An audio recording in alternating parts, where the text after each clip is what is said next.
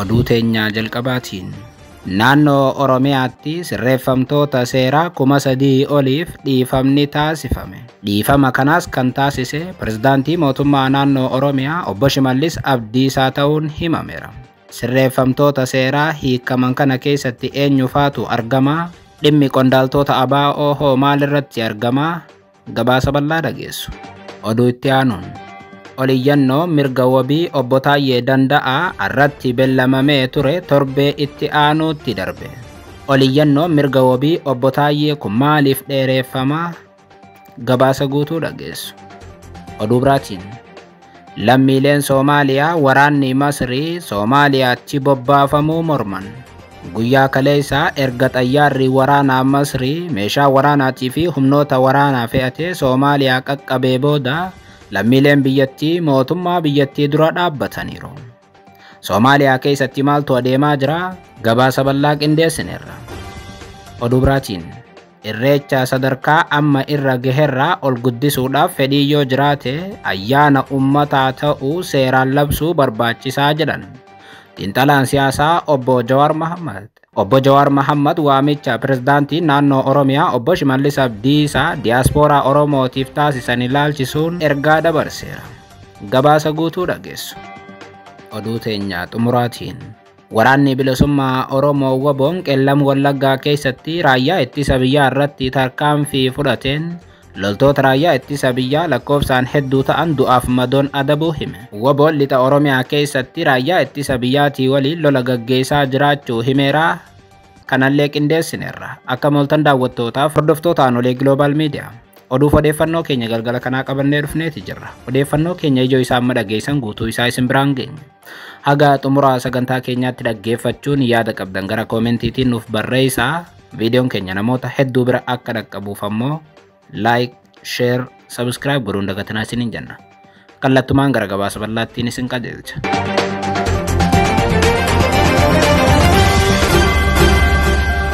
Oduu teenyaa jalqabaatiin naannoo Oromiyaatti sirreeffamtoota seeraa 3,000 oliif dhiifamni taasifame.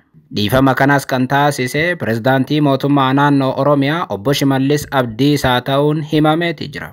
Naannoo Oromiyaatti sirreeffamtoota seeraa 3,611f dhiifamni taasifamu biiroon abbaa alangaa naannoo Oromiyaa ibsa miidiyaaleedhaaf arra kenneen beeksiseera. Hoogganaan biirichaa obbo Guyyoo Waariyoo ibsa miidiyaaleedhaaf arra kennaniin sirreeffamtoota seeraa dhiifamni taasifameef 3,611 keessaa 247 dubartoota ta'uu dubbatan. Sirreeffamtoonni dhiifamni taasifameef yakkaan himatamanii murtii adabbii kan argatan ta'uu eeruun yeroo turtii mana amala sirreessaa keessatti gocha raawwatanitti gaabbuun amalaa fi naamusa gaarii kan argisiisan ta'uu mirkanaa'eeraa jedhan obbo Guyyoon. Obbo Guyyoon akka jedhanitti sirreeffamtoonni seeraa yakkoota bu'uura heeraa mootummaa Federaalawaa Dimokiraatawaa Rippaabilika Itiyoophiyaatii fi naannoo Oromiyaa keeyyata 28tiin dhiifama kennisiisuu hin dandeenye raawwatanii dhiifamni taasifame kan isaan hin ilaallanne ta'uun ibsameera. Keessumaa kanneen kotorbaandii, bosona mancaasuu, daddabarsa meeshaalee waraanaa akkasumas ammoo godaansa seeraan alaa irratti hirmaachuun himataman dhiifamni hin ilaallatu jedhaniiru. Heera mootummaa naannoo Oromiyaa keewwata 57 lakkoofsa 3-1 bu'uureeffachuun pirezidaantiin bulchiinsa mootummaa naannichaa sirreeffamtoota seeraa gocha yakkaatiin himatamanii murtii adabbii argatanii bulchiinsa manneen amala sirreessaa naannichaa keessatti argamaniif dhiifama kennuu akka danda'an tumameera. Naannoo Oromiyaa keessatti namoota badiidhaan hidhaman caalaa namoonni siyaasaan hidhaman kumoota dhibbaan kan lakkaa'amantu mana hidhaarratti argama. Qondaaltota olaanoo ABO badii tokko malee akkasumas ammoo manni murtii bilisa isaan baaseeyyuu mootummaan naannoo Oromiyaa hidhee hidhaarratti dararuurratti argama. Poolisiin biyyattii heera biyyattii cabsuun mootummaan naannoo Oromiyaas heera biyyattii cabsuun qondaaltota ABO seeraan ala yeroo ammaa kana hidhaa teessisaa jiru. Silaa pirezidaantii naannoo Oromiyaa obbo Shimallis Abdiisaa qalbii kan qabaatan yoo ta'e qondaaltota olaanoo ABO kanaaf dursa kenna ture.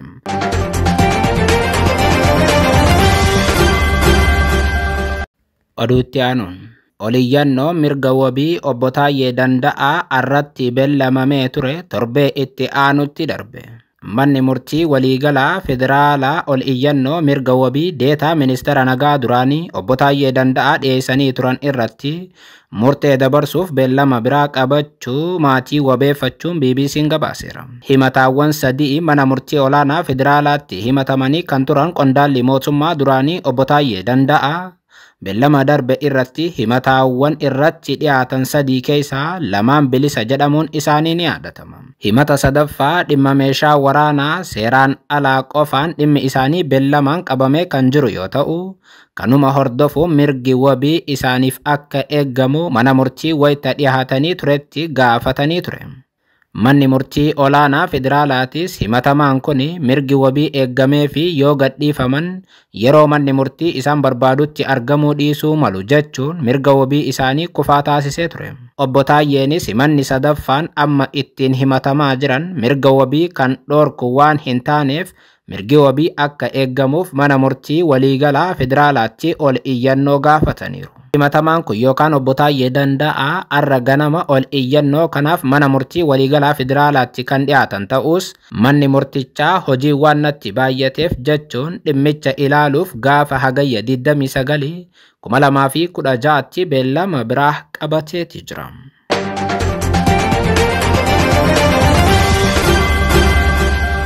Oduu itti aanuun lammiileen Soomaaliyaa waraanni Masrii Soomaaliyaatti bobbaafamuu morman.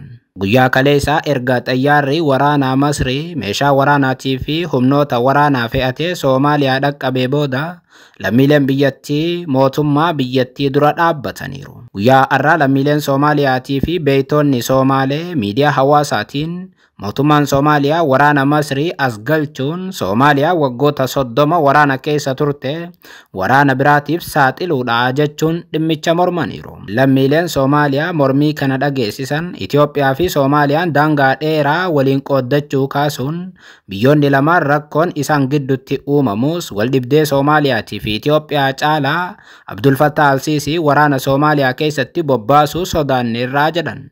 Namoonni mormii dhageessisaa jiran ummanni Soomaalee hiyyeessota ta'uu kaasuun Masriin wanti daangaa keenya seenteef Soomaaleedhaaf yaaddee osoo hin taane biyya teenya keessa dhaabbattee Itoophiyaadhaan wal waraanuu hawwiteetii jedhu mormitoonni.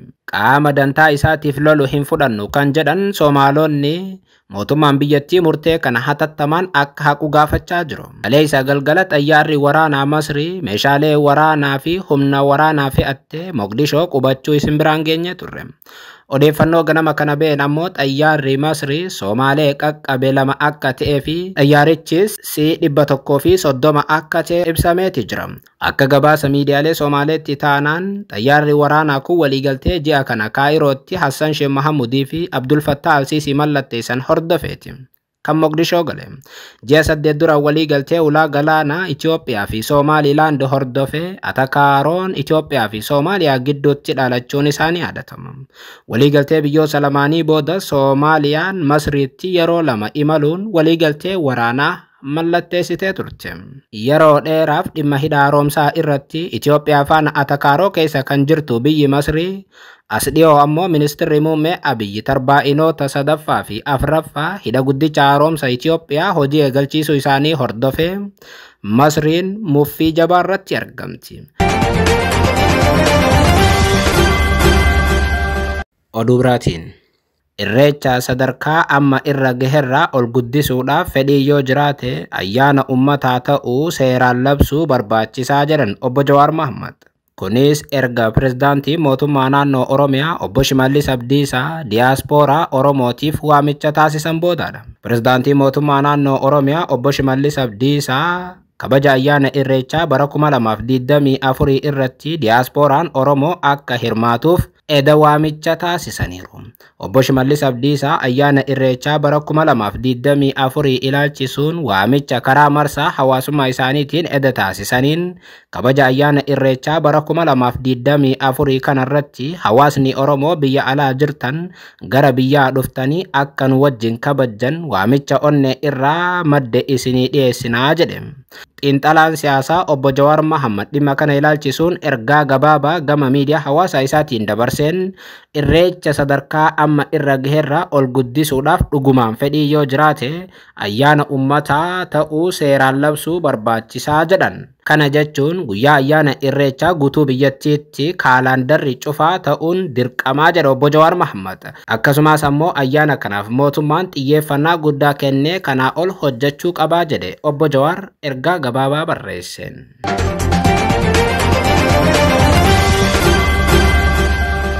Oduu itti aanuun waraanni bilisummaa Oromoo WBO'n qeellam Wallaggaa keessatti raayyaa ittisa biyyaa irratti tarkaanfii fudhate loltoota raayyaa ittisa biyyaa hedduu ta'an du'aaf madoon adabuu hime.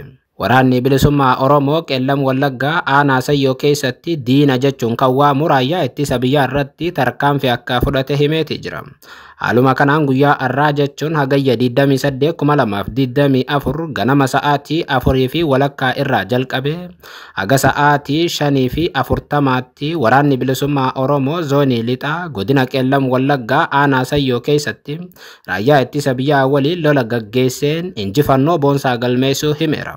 Waraana raayyaa ittisa biyyaa magaalaa Dambidooloo irraa gara bulchiinsa magaalaa Dorgomeetti ganda Alakuu Aabboo qaxxaamuruun deemaa turte. WBO'n karaatti itti bahuun qarqara magaalaa Dorgomeetti tarkaanfii jabaa irratti fudhateen loltoota raayyaa ittisa biyyaa lakkoofsaan 20 ol ta'an ajjeesuu himeeti jira. 19 kan ta'an ammoo WBO'n akka madeessee odeeffannoo waraana bilisummaa Oromoo irraa bahe ni agarsiisa. 5 kan ta'an ammoo booji'amanii akka jiranis ibsameera. Gama meeshaa waraanaatiin bireenii tokko qawwee AKM 15 boombii 8 hidhannoo 4 fi qophii waraanaa irraa booji'uun mooraa qabsoo bilisummaa Oromootiif galii taasisuu WBO'n himeera. Waggoottan ja'an darbee wal waraanaa kan ture raayyaan ittisa biyyaatii fi WBO'n ammayyuu lola itti fufaniiru. Wal waraansa qaamoleen lamaan Oromiyaatti gaggeessaa jiranii lubbuun lammiilee nagaa kumootaan lakkaa'amanii dhumaniiru.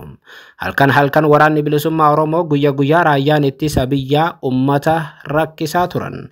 Qaamonni lamaan ammoo yoo ummanni isaan himate tokko irratti dhiibuunis beekamu. Qaamonni lamaan wal waraansa gaggeessan akka dhaaban ammoo tibba kana godina Salaalee keessatti hiriirri jabaan gaggeeffamaa jira. Hiriira ummanni gaggeesse kana ammoo waraanni bilisummaa Oromoo akka hin fudhanne ibsuu kaleessa isin biraan geenye turre.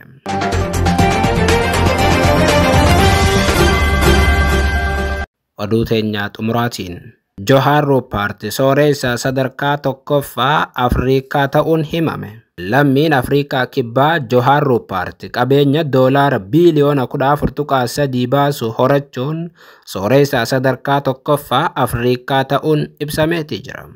Johaar Ruppaart sooressa Afrikaa sadarkaa tokkoffaa kan turan Aliko Dangote caaluun sooressa sadarkaa tokkoffaa Afrikaa jedhaman. Aliko Dangoteen qabeenya doolaara biiliyoona 13.4 horachuun sadarkaa lammaffaa qabataniiru jedhameera.